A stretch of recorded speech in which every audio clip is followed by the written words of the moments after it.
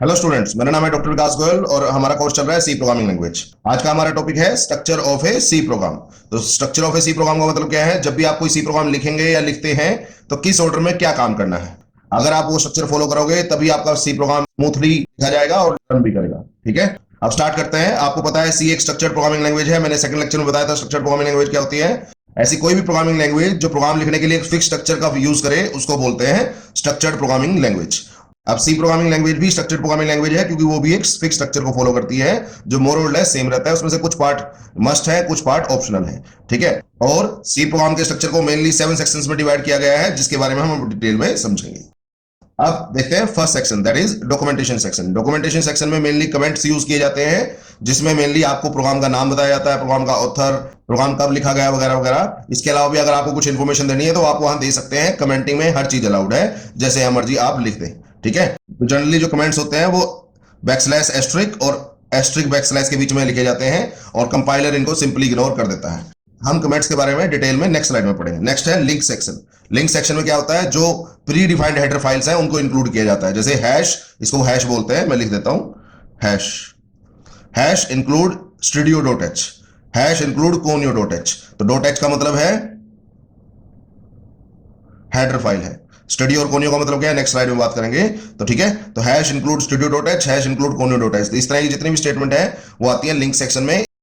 Next है third, macro और symbolic constant definition section. तो अगर आपने प्रोग्राम में कोई सिंबॉलिक कांस्टेंट या मैक्रो यूज कर रखा है तो आपको उसको डिफाइन करना पड़ता है। क्या होता है मैक्रो, क्या होता है सिंबॉलिक कांस्टेंट, हम लेटर स्लाइड्स में बात करेंगे। तो नेक्स्ट है fourth, global variable declaration section. तो first of all global variable क्या होता है? तो ऐसा वेरिएबल जो पूरे प्रोग्राम में हर फंक्शन को एक्सेसिबल हो उसको बोलते हैं ग्लोबल वेरिएबल। और ग्लोबल वेरिएबल को हर फंक्शन के बाहर आपको डिक्लेयर करना पड़ता है। तो इसके बारे में भी हम डिटेल में बात करेंगे बाद में, अभी जरूरत नहीं है क्योंकि मैंने कोई ग्लोबल वेरिएबल यूज नहीं किया। तो कंफ्यूज मत होइए, मैं बेसिक बेसिक टर्म्स से अभी लेके चल रहा हूं। नेक्स्ट है user defined functions declaration sections. तो अगर आपने प्रोग्राम में कुछ यूजर डिफाइंड फंक्शंस यूज कर रखे हैं तो आपको उनको डिक्लेयर करना पड़ता है। क्या मतलब होता है इसके बारे में डिटेल में बात करेंगे। अब नेक्स्ट है six section, that is main function section. तो सबसे मोस्ट इंपोर्टेंट सेक्शन जो होता है पूरे प्रोग्राम का वो मेन फंक्शन है, क्योंकि कंपाइलर को यहीं से पता लगता है कि मुझे प्रोग्राम में क्या एग्जीक्यूट करना है। वो मेन फंक्शन के पास जाता है और उसको एग्जीक्यूट करता है सिंपली। तो हर चीज जो भी आपने एग्जीक्यूट करनी है वो कहां लिखनी है? मेन फंक्शन के अंदर। तो इसके अंदर एक ओपनिंग ब्रेसेस होती है, एक क्लोजिंग ब्रेसेस होती है। ओपनिंग ब्रेसेस और क्लोजिंग ब्रेसेस के बीच में जो पार्ट होता है उसको बोलते हैं मेन बॉडी। क्या बोलते हैं? Main body. जो भी इसके बीच में आप लिखोगे उसको बोलते हैं मेन बॉडी। और मेन बॉडी में जनरली दो पार्ट होते हैं, एक डिक्लेरेशन पार्ट, मतलब जो भी आप वेरिएबल यूज करोगे आप उनको डिक्लेयर जरूर करोगे, और एग्जीक्यूटेबल पार्ट जो आपने एग्जीक्यूट करना है। हम इसके बारे में डिटेल से बाद में बात करेंगे, डोंट वरी अबाउट इट। तो फिलहाल आपको इसके बारे में थोड़ा बहुत समझ में आ गया होगा। अब इसको एक एग्जांपल के थ्रू समझते हैं। Word main empty parenthesis. तो हर चीज का एक मतलब होता है। वर्ड होता है रिटर्न टाइप, मेन होता है फंक्शन का नाम, और एम्प्टी पैरेंथेसिस होती है इसका मतलब ये कुछ ले नहीं रहा। और बहुत ज्यादा डिटेल में जब हम फंक्शंस पढ़ेंगे तो मैं बताऊंगा आपको इसके बारे में। ठीक है, तो एक वन ऑफ द फंक्शंस है। इसके बाद ये है आपकी ओपनिंग ब्रेसेस, इसका मतलब यहां से आपका मेन बॉडी स्टार्ट हो रहा है। उसके बाद आपने इंट ए इक्वल टू 5, आपको पता है इंट ए इक्वल टू 5 का मतलब क्या है? इंट है डेटा टाइप, ए है वेरिएबल नेम और उसमें 5 डाल दिया। तो एक इंटीजर वेरिएबल लिया ए, उसमें 5 डाल दिया, बी लिया उसमें 10 डाल दिया, और सी लिया उसमें कुछ नहीं डाला। तो सीधी बात है, 3 इंटीजर वेरिएबल लिए जिसमें से ए और बी में आपने 5 और 10 डाल दिया और सी में आपने कुछ नहीं डाला। उसके बाद मैंने सी में डाल दिया ए प्लस बी, तो आपको पता है दोनों का सम करके किसमें डाल दिया? सी। तो ए 5 है, बी 10 है, तो ऑब्वियसली इनमें सम आएगा 15। तो सी में वैल्यू पड़ गई 15। उसके बाद प्रिंट एफ। प्रिंट एफ जो स्टेटमेंट होती है वो आपकी प्रोग्राम की आउटपुट को standard output device, standard output device आपको पता कौन सा होता है? मॉनिटर। कंप्यूटर में स्टैंडर्ड आउटपुट डिवाइस होता है मॉनिटर। मॉनिटर पे कुछ भी प्रिंट करना हो प्रोग्राम के अंदर से तो प्रिंट एफ हेल्प करता है। तो print F, F stand for function, तो प्रिंट फंक्शन बोलते हैं इसको। तो print F some is percentile D double quotes के अंदर कोमा सी। इसका सिंटेक्स मैं आपको एक्सप्लेन करूंगा, फिलहाल समझ लीजिए। ठीक है, उसके बाद एक फंक्शन मैंने लिखा है गेट सी एच। इसका क्या काम होता है? मैक्सिमम बच्चे कंफ्यूज रहते हैं और इंटरव्यू में काफी पूछा जाता है, तो इसके बारे में हम लेटर स्टेजेस में बात करेंगे। और lastly closing braces. Closing braces का मतलब यहां आपका प्रोग्राम खत्म हो रहा है। तो ये था आपका मेन सेक्शन। ठीक है, उसके बाद लास्ट सेक्शन है यूजर डिफाइंड फंक्शंस और सब प्रोग्राम डेफिनेशन सेक्शन। अगर आपने प्रोग्राम में मेन फंक्शन के अलावा भी कुछ फंक्शन यूज कर रखे हैं तो उन सब की डेफिनेशन देना मस्ट है। तो उन सब की डेफिनेशन आती है जनरली बाद में। तो फंक्शन 1, फंक्शन 2, फंक्शन 3, फंक्शन 4, जो भी आपने फंक्शन यूज करके हैं उन सब की आपको डेफिनेशन देनी पड़ेगी उसके बाद। ठीक है, सबसे पहले आता है डॉक्यूमेंटेशन सेक्शन जिसमें आप कमेंटिंग वगैरह करते हैं, उसके बाद आता है लिंक सेक्शन जिसमें आप हेडर फाइल इंक्लूड करते हैं, उसके बाद आता है मैक्रो डेफिनेशन और सिंबॉलिक कांस्टेंट डेफिनेशन। तो अगर आपने पूरे प्रोग्राम में कोई सिंबॉलिक कांस्टेंट यूज कर रखा है, इसका एग्जांपल लेंगे, उसको डिफाइन करना पड़ता है। ग्लोबल वेरिएबल को यूज कर रखा है उसका डिक्लेरेशन, उसके बाद कोई यूजर डिफाइंड फंक्शन यूज कर रखा था उसका डिक्लेरेशन, उसके बाद मेन फंक्शन, और लास्टली अगर आपने कोई यूजर डिफाइंड फंक्शन यूज कर रखा है तो उन सबकी डेफिनेशन। इनका क्या मतलब होता है डिटेल में हम बात करेंगे, तो फिलहाल मोटा मोटा समझ लीजिए किसी भी प्रोग्राम में लिंक सेक्शन और मेन फंक्शन सेक्शन मस्ट है, बाकी सारे सेक्शन ऑप्शनल है। तो आपकी मर्जी है documentation, macro, global, user defined function की डिक्लेरेशन और डेफिनेशन आप यूज करें ना करें, बट आपको लिंक सेक्शन जरूर है, मस्ट है, और आपको मेन फंक्शन सेक्शन जरूर लिखना पड़ता है। ठीक है, अब करते हैं हर सेक्शन के बारे में थोड़ा डिटेल में बात। ठीक है, अब आपको पता है फर्स्ट सेक्शन होता है डॉक्यूमेंटेशन सेक्शन। इसमें क्या होता है आपको पता है, ये फर्स्ट सेक्शन है of any program, it contains comment lines. तो कमेंट्स जनरली होते हैं इसमें include to give information such as title of the program, कि प्रोग्राम का नाम क्या है, उसका ऑथर का नाम क्या है, डेट कब लिखा गया, कब किस टाइम पे लिखा गया, एक्सेट्रा। वो आपकी मर्जी है कि आपने प्रोग्राम के बारे में क्या क्या लिखना है। तो मान लो मैंने एक कमेंट यूज किया है, तो आप देखें कमेंट जो होते हैं वो स्लैश एस्ट्रिक और एस्ट्रिक स्लैश के बीच में इंक्लूड किए जाते हैं। उसके बीच में आप जो मर्जी लिख लो, कोई फर्क नहीं पड़ता। तो मैंने सबसे पहले क्या लिखा, program to add two integers. तो आप कह सकते हैं टाइटल है, प्रोग्राम का नाम है अरुण कुमार, ये ऑथर मान लेता हूं मैं। उसके बाद ये डेट मैंने लिख लिया और ये टाइम मैंने लिख लिया। ऐसा नहीं कि यही इंफॉर्मेशन आप लिखना चाहते हो, आप जो भी इंफॉर्मेशन लिखना चाहते हो आप सब कुछ इंक्लूड कर सकते हो इन द कमेंट। जो भी आप लिखोगे that will be simply ignored by the compiler, क्योंकि कंपाइलर इनके बीच में कोई सिंटेक्स चेक नहीं करता, कोई एग्जीक्यूशन नहीं करता, सिंपली इनको ड्रॉप कर देता है। तो ये काम किस लिए आते हैं, तो ये इसलिए काम आते हैं कि प्रोग्रामर अपने प्रोग्राम के बारे में कुछ भी नोट डाउन कर सके, पिन डाउन कर सके, सो दैट जब वो उसको लेटर दोबारा पढ़े तो उसको काफी इजीली समझ में आ जाए कि किस काम के लिए प्रोग्राम बनाया था, किसने बनाया था, क्या डेट थी, क्या टाइम था, और भी बहुत सारी इंफॉर्मेशन। तो जब हम प्रोग्राम के एग्जांपल पढ़ेंगे तो आपको बताएंगे इसके बारे में। तो such information given in any program make it more readable. अब रीडेबल कैसे बनाता है, अगर आप ध्यान से देखें, अगर मैं किसी भी प्रोग्राम में फर्स्ट लाइन लिख दूं, इस तरह की फर्स्ट लाइन लिख दूं, तो मुझे इमीडिएटली पता लग जाएगा कि प्रोग्राम में हो क्या रहा है, टाइटल से उसका क्रिएटर कौन है, डेट और टाइम भी पता लग जाएगी, वगैरह वगैरह। ठीक है, तो इस तरीके से मुझे काफी इंफॉर्मेशन पता लग जाएगी कमेंट साइन से। उसके बाद ऑब्वियसली अगर वो रीडेबल होगा तो वो आसान होगा समझना भी, और उसमें ऑब्वियसली अगर समझना आसान होगा तो उसमें एरर फाइंड करना भी आसान होगा। तो एरर फाइंडिंग की प्रोसेस को बोलता है डिबगिंग। और ऑब्वियसली अगर उसको समझना आसान होगा तो मैं उसको अपग्रेड भी कर सकता हूं, क्योंकि टाइम के साथ साथ प्रोग्राम आउटडेटेड होते रहते हैं, हम उनमें नई फीचर ऐड करनी पड़ती है। तो नई फीचर ऐड करने के लिए पहले उसको समझना जरूरी है, समझने के लिए पहले उसको रीडेबल होना जरूरी है। तो जितने ज्यादा कमेंट्स आप यूज करेंगे थ्रू आउट द प्रोग्राम, उतनी जल्दी मैं उसको समझ लूंगा, और जितनी जल्दी समझ लूंगा उतनी जल्दी अपग्रेड कर दूंगा। तो that's a benefit of comments. Okay, तो that's why it is strongly recommended but optional section. तो एक बात इंपॉर्टेंट है कि ये सेक्शन ऑप्शनल है, लिखो ना लिखो मर्जी आपकी है, कितना लिखो, कम लिखो, ज्यादा लिखो, वो भी आपकी मर्जी है, but it is always strongly recommended कि आप उसको लिखें। ठीक है, मैक्सिमम बड़ी बड़ी कंपनीज में तो बिना डॉक्यूमेंटेशन के, बिना कमेंटिंग के आपके प्रोजेक्ट ही सबमिट नहीं होते, तो ऑब्वियसली ये काम करना जरूरी है।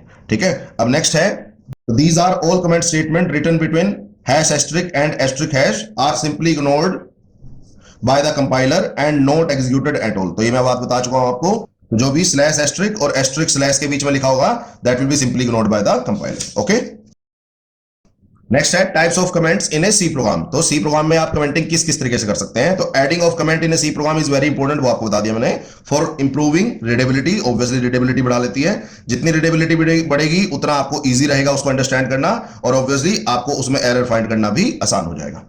ठीक है, और साथ ही साथ उसको अपग्रेड करना भी आसान हो जाएगा। होपफुली समझ आ गई होगी बात। So there are two type of comments in C programming. First is single line comment और second is multi line comments. Single line comment का मतलब है आपका कमेंट एक लाइन का है, और मल्टी लाइन कमेंट्स का मतलब है आपका जो कमेंट है वो मल्टीपल लाइंस में लिखा गया है। ठीक है, एक लाइन में भी लिख सकते हो कमेंट को और मल्टीपल लाइंस में भी लिख सकते हो, मर्जी आपकी है। तो अगर आप एक लाइन में लिखोगे तो उसके लिए मेरे पास ऑप्शन है डबल बैकस्लैश, और मल्टीपल लाइन के लिए ऑप्शन है बैकस्लैश एस्ट्रिक और एस्ट्रिक बैकस्लैश। तो अगर आप सिंगल लाइन कमेंट यूज करोगे तो आप डबल बैकस्लैश यूज करोगे। तो जैसे program to add two integers, तो ये मान लेता हूं सिंगल लाइन कमेंट है, तो जैसे ही मैंने दो बैकस्लैश लगा दिया किसी भी लाइन के आगे, तो कंपाइलर उसके बाद कुछ पढ़ेगा ही नहीं, सिंपली उसको ड्रॉप कर देगा, क्योंकि उसको पता लग गया ये सिंगल लाइन कमेंट है, तो जब तक ये लाइन चलेगी तब तक ये सिंपली इग्नोर हो जाएगा। सिमिलरली नेक्स्ट लाइन में मैंने ये लिखा हुआ है, तो आप नेक्स्ट लाइन में सिंगल लाइन कमेंट यूज कर सकते हैं, आप दोबारा फिर ऐसे यूज कर सकते हैं। ठीक है, इस तरह से हो जाता है। क्लियर हो गया। तो अगर आपने प्रोग्राम में सेम कमेंट 3 लाइनों में लिख रखा है तो आप 3 बार सिंगल लाइन कमेंट लगा सकते हैं, या आप सिंगल मल्टी लाइन कमेंट लगा सकते हैं। तो स्लैश एस्ट्रिक से लेके एस्ट्रिक स्लैश, तो एक पेयर लगेगा, और जितना भी उसके बीच में लिखा होगा that will be simply ignored by the compiler. तो कंपाइलर जब पढ़ता है तो जहां भी उसको स्लैश एस्ट्रिक दिखता है वहां वो चेकिंग करना बंद कर देता है, करता रहता है, यानी चलता रहता है। जिस टाइम उसको एस्ट्रिक स्लैश दोबारा दिखेगा तब वो दोबारा उठ जाएगा और तब दोबारा एरर चेकिंग स्टार्ट करेगा। तो इनके बीच में वो कुछ नहीं करता, इनके बीच में सिंपली वो ड्रॉप करता है। तो जैसे अगर आपने दो इंटीजर वेरिएबल डिक्लेयर किए हैं तो आपने लिखा डिक्लेयर्ड टू इंटीजर, तो ये आपके कमेंट्स हैं, तो अच्छी बात है, उसके आगे आप कमेंट का कोई भी साइन लगा दें, या तो सिंगल लाइन या मल्टीपल लाइन। तो सिंगल लाइन में ही है तो इसलिए मैंने सिंगल लाइन लगा दिया, और अगर सिंगल लाइन में है तब भी आप मल्टीपल लाइन कमेंट यूज कर सकते हैं। लो, तो स्लैश एस्ट्रिक एस्ट्रिक स्लैश, वो आपकी मर्जी है आपने कौन सा यूज करना है। सिंगल लाइन में दोनों अलाउड है, बट अगर मल्टीपल लाइन में अगर आपका कमेंट है तो आपको ये वाला यूज करना पड़ेगा एक बार और इसको यूज करना पड़ेगा बार बार, वो आपकी मर्जी है आपने कैसे यूज करना है। क्लियर हो गया? ठीक है। नेक्स्ट है third section, that is macro और सिंबॉलिक कांस्टेंट डेफिनेशन सेक्शन। तो अगर पूरे प्रोग्राम में अगर आपने कोई सिंबॉलिक कांस्टेंट या मैक्रो यूज किया है तो आपको उसको डिफाइन करना मस्ट है इस सेक्शन में। अब सिंबॉलिक कांस्टेंट क्या होता है? एक ऐसा कांस्टेंट होता है जो थ्रू आउट द प्रोग्राम आपका फिक्स रहता है। तो अब मैं जस्ट इसको ब्रीफ कर रहा हूं, लेटर स्टेजेस पे उसको और डिटेल में पढ़ेंगे। तो मैंने लिखा है हैश डिफाइन पाई 3.142। तो आपको पता है एक पाई होता है जो जनरली आपका एरिया ऑफ सर्कल वगैरह में यूज होता है, पाई आर स्क्वायर आपको पता है। तो पाई की वैल्यू होती है या तो 22/7 बोलते हैं, 3.142 बोलते हैं। तो अगर आपको पूरे प्रोग्राम में कहीं कहीं जगह पाई की जरूरत पड़ेगी तो आप उसको अच्छी बात है as a symbolic constant define कर लें, जिससे उसकी लेटर स्टेजेस पे कोई वैल्यू बदल नहीं पाएगा। तो अब इस स्टेटमेंट में ये है hash, this is called as preprocessor directive, define as it is लिखते हैं। पाई ये है आपके सिंबॉलिक कांस्टेंट का नाम, या इसको मैक्रो नेम भी बोलते हैं, और ये है उसकी वैल्यू जो उसकी जगह रखी जाएगी। तो पूरे प्रोग्राम में पाई की वैल्यू आप चाह के भी चेंज नहीं कर सकते। अगर आपको वापस चेंज करनी है तो वापस इसी लाइन पे आके यहीं चेंज करना पड़ेगा, अपने आप प्रोग्राम में भी इसकी वैल्यू चेंज नहीं हो। तो अगर पूरे प्रोग्राम के लिए कोई वैल्यू फिक्स है तो इट्स ऑलवेज गुड आप उसको मैक्रो या सिंबॉलिक कांस्टेंट डिफाइन करें। ठीक है। So wherever we will use pi in the program, that will be simply replaced by its value, that is 3.142। तो that's a benefit of symbolic constant. ठीक है। अब नेक्स्ट है fourth section, that is global variable declaration section. अब इस section में होता क्या है, अगर आपने कोई ऐसा वेरिएबल रखना है जो throughout the program accessible हो और हर फंक्शन को एक्सेसिबल हो, तो आप उसको ग्लोबल डिक्लेयर करते हैं। तो लोकल वेरिएबल और ग्लोबल वेरिएबल में क्या डिफरेंसेस है हम बात करेंगे इसके बारे में। तो ग्लोबल वेरिएबल क्या डिक्लेयर होता है? हमेशा हर फंक्शन की बॉडी से बाहर। तो इसके बारे में और डिटेल में बात करेंगे, अभी आपको ऑब्वियसली इसके बारे में थोड़ा बहुत ही पता लगा होगा।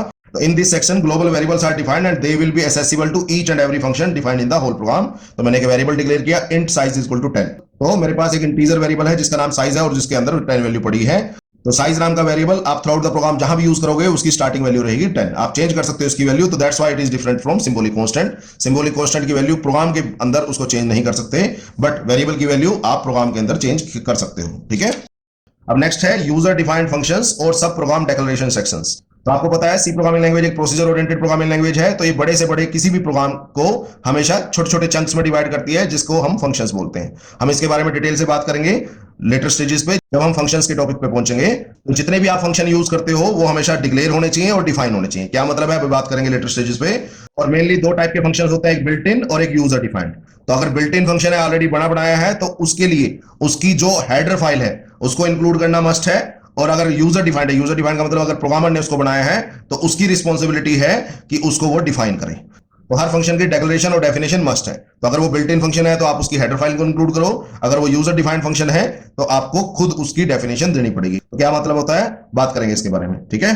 अब इस फंक्शन डिक्लेरेशन को आप समझे तो फर्स्ट होता है हमेशा फंक्शन क्या रिटर्न करेगा। तो आप देखें यहां लिखा हुआ है इंट, तो फंक्शन एक इंटीजर रिटर्न करेगा। सेकंड होता है फंक्शन का नाम, तो सम उसका नाम है, तो सम नाम का फंक्शन है। और ये पैरेंथेसिस के अंदर होता है जो वो लिस्ट ऑफ आर्गुमेंट लेगा, मतलब फंक्शन क्या लेगा ये है और फंक्शन क्या देगा ये है, और क्या उसका नाम है ये है। इसको ब्रीफ कर दें तो सम नाम का फंक्शन है जो दो इंटीजर ए और बी लेगा और एक इंटीजर रिटर्न करेगा। तो अगर आपको इसको ऐसे बोलना आ गया तो क्लियर हो जाएगा, आपको कोई दिक्कत नहीं आएगी। तो दोबारा बोल देता हूं, सम नाम का फंक्शन है जो दो इंटीजर लेगा और एक इंटीजर रिटर्न करेगा। तो होपफुली ये बात समझ आ गई होगी। इसको बोलते हैं फंक्शन डिक्लेरेशन। ठीक है। तो नेक्स्ट सेक्शन है मेन फंक्शन सेक्शन। आपको पता है ये सबसे इंपॉर्टेंट है। तो this section is must to be included in every C program. तो हर सी प्रोग्राम में आपको इसको इंक्लूड करना पड़ता है, क्योंकि यही एक स्टार्टिंग पॉइंट है जो आपकी प्रोग्राम एग्जीक्यूशन को स्टार्ट करता है। Compiler throughout the program आपके मेन फंक्शन की बॉडी को सर्च करता है और उसको एग्जीक्यूट करता है। तो कंपाइलर सबसे पहले क्या ढूंढता है कि मेन कहां लिखा है, और मेन पे जाके उसको एग्जीक्यूशन करना स्टार्ट कर देता है। तो अगर आप कभी कहते हो कि प्रोग्राम एग्जीक्यूशन स्टार्ट होगी तो इसका मतलब मेन फंक्शन स्टार्ट हो गया। आपको ये बात पता है कि पूरे प्रोग्राम में आप काफी यूजर डिफाइंड फंक्शन यूज कर सकते हैं, बट मेन उसमें से रखना मस्ट है। ठीक है। और साथ के साथ अगर आपने कुछ यूजर डिफाइंड फंक्शन यूज कर रखे हैं और मेन फंक्शन भी यूज कर रखा है तो आप उनको किसी भी ऑर्डर में डिफाइन कर सकते हो, प्रॉब्लम कोई नहीं है, बट आपको लिखना जरूर पड़ेगा। तो यही मैंने बताया। तो मेन फंक्शन को आप कहीं भी डिफाइन कर सकते हैं थ्रू आउट द प्रोग्राम, वहां कोई प्रॉब्लम नहीं है। ठीक है। उन फंक्शंस के बीच में तो आपको पता है मेन फंक्शन का सिंटैक्स क्या रहता है, word main empty parenthesis braces start, अंदर रखते हैं डिक्लेरेशन पार्ट और दूसरा रखते हैं एग्जीक्यूटेबल पार्ट और ब्रेसेस क्लोज।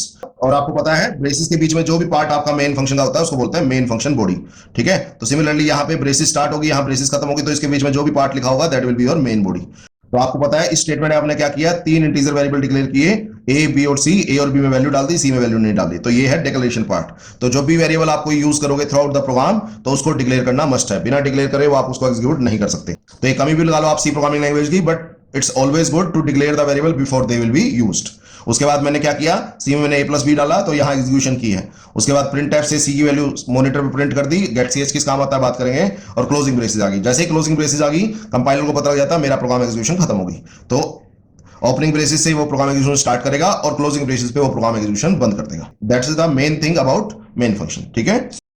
अब लास्ट सेक्शन है यूजर डिफाइंड फंक्शंस और सब प्रोग्राम डेफिनेशन सेक्शन।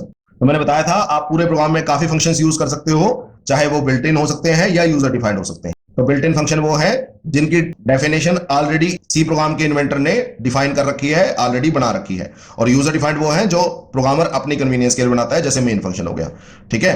तो आप पूरे प्रोग्राम में काफी बिल्ट इन और यूजर डिफाइंड फंक्शन यूज करते हैं, बट अगर आपको उन फंक्शंस को यूज करना है तो उनकी डेफिनेशन देना मस्ट है। तो अगर आपने बिल्ट इन फंक्शन यूज किए हैं जैसे स्कैनएफ, प्रिंटएफ, क्लियर स्क्रीन वगैरह वगैरह, तो आपको उनकी एप्रोप्रिएट हेडर फाइल को इंक्लूड करना पड़ेगा। जैसे प्रिंटएफ और स्कैनएफ होता है स्टूडियो.h के अंदर, और क्लियर स्क्रीन और गेट ch होते हैं आपकी conio.h के अंदर। तो अगर आपने वो फंक्शन यूज किए हैं तो उनकी हेडर फाइल को इंक्लूड करना पड़ेगा, अगर आपने वो फंक्शन यूज नहीं किए हैं तो आपको उनकी हेडर फाइल को इंक्लूड करने की कोई जरूरत नहीं है, ठीक है। तो इसके बारे में नेक्स्ट लेक्चर में और ज्यादा डिटेल में समझेंगे। फिलहाल नेक्स्ट पॉइंट है for definition of user defined functions. तो अगर कोई यूजर डिफाइंड फंक्शन यूज किया जैसे मेन हो गया या सम नाम का फंक्शन हो गया, कुछ भी हो गया, तो उसकी रिस्पॉन्सिबिलिटी टोटली प्रोग्रामर की है कि वो उसको डिफाइन करे और हर चीज उसके बारे में बताए, ठीक है। तो अब एक एग्जांपल देख लेते हैं। ये मैंने बताया था क्या होता है इंट, ये होती है रिटर्न टाइप, ये होता है फंक्शन का नाम, और ये होता है फंक्शन क्या लेगा। तो सम नाम का फंक्शन है जो 2 इंटीजर लेगा और 1 इंटीजर रिटर्न करेगा। ब्रेसेस स्टार्ट का मतलब उसकी डेफिनेशन स्टार्ट कर दी मैंने, बॉडी स्टार्ट कर दी मैंने, एक नया वेरिएबल लिया सी में मैंने डाला ए प्लस बी, जो मेरे को ए और बी मिले थे उनका मैंने सम करके सी में डाल दिया और रिटर्न कर दिया सी को। तो अगर आप ध्यान से देखें तो मैं क्या रिटर्न कर रहा हूं, सी क्या है, एक इंटीजर। तो क्या रिटर्न किया मैंने, इंटीजर, और क्या लिया था, 2 इंटीजर। तो क्लियर हो गया, और क्लोजिंग ब्रेसेस बंद। जैसे किसी फंक्शन में रिटर्न स्टेटमेंट आएगी तो प्रोग्राम का कंट्रोल वापस कहां पहुंच जाएगा, जिस फंक्शन ने इसको कॉल किया था, ठीक है, और क्लोजिंग ब्रेसेस बंद। तो ये है यूजर डिफाइंड फंक्शन बॉडी। तो होपफुली समझ आ गया होगा, इसमें आपने सब कुछ बताया, क्या नाम है, क्या लेगा, क्या देगा और कैसे करेगा, ठीक है। डिक्लेरेशन में सिर्फ 3 बातें बताते हो और डेफिनेशन में आप 4 चीजें बताते हो, ठीक है। अब लास्ट इस लेक्चर को समराइज कर रहे हैं, तो इंपॉर्टेंट की पॉइंट्स अबाउट सी प्रोग्राम ध्यान रखिएगा। तो सिर्फ लिंक सेक्शन जो है that is hash include studio.h और हैश इंक्लूड conio.h, और main function section that is word main, वो दोनों मस्ट है। बाकी आपके 5 के 5 सेक्शन टोटली ऑप्शनल है, आप लिखो ना लिखो मर्जी आपकी है। थर्ड है but it is always advise to include documentation section and comments to make program more readable. तो इट्स ऑलवेज गुड कि आप डॉक्यूमेंटेशन जरूर करें, कमेंटिंग जरूर करें ज्यादा से ज्यादा, चाहे आपने कुछ और चीज यूज कर रखी हो या ना कर रखी हो। तो फोर्थ है if there are more than one function used in program. तो अगर आपने प्रोग्राम में एक से ज्यादा यूजर डिफाइंड फंक्शन यूज कर रखे हैं जैसे मेन, सम नाम का, प्रोडक्ट नाम का वगैरह वगैरह, तो apart from main function their order of definition is totally optional. तो आपकी टोटली चॉइस है कि आप किस ऑर्डर में उनको डिफाइन करते हैं। मान लेते हैं मेरे पास 3 फंक्शन है, एक मेन, एक सम और एक प्रोडक्ट। तो आप पहले मेन को डिफाइन कर ले, फिर सम को, फिर प्रोडक्ट को, या पहले मेन को फिर प्रोडक्ट को फिर सम को, या पहले सम को फिर मेन को फिर प्रोडक्ट को, या पहले प्रोडक्ट को फिर सम को फिर मेन को। तो आप डेफिनेशन किसी भी ऑर्डर में कर सकते हैं, किसी भी प्रोग्राम की कोई प्रॉब्लम नहीं आती। तो कंपाइलर अपने आप मेन फंक्शन को ढूंढ लेता है और आप प्रोग्राम एग्जीक्यूशन स्टार्ट कर लेता है। तो मेन फंक्शन को आप जितने भी आपके पास फंक्शन डेफिनेशन है उनमें आप कहीं भी उसको डिफाइन कर सकते हैं, कोई प्रॉब्लम नहीं है। तो that's all for this very lecture. Hopefully समझ आया होगा। स्टिल कोई पॉइंट आउट होगा तो just feel free to ask, ठीक है, ओके।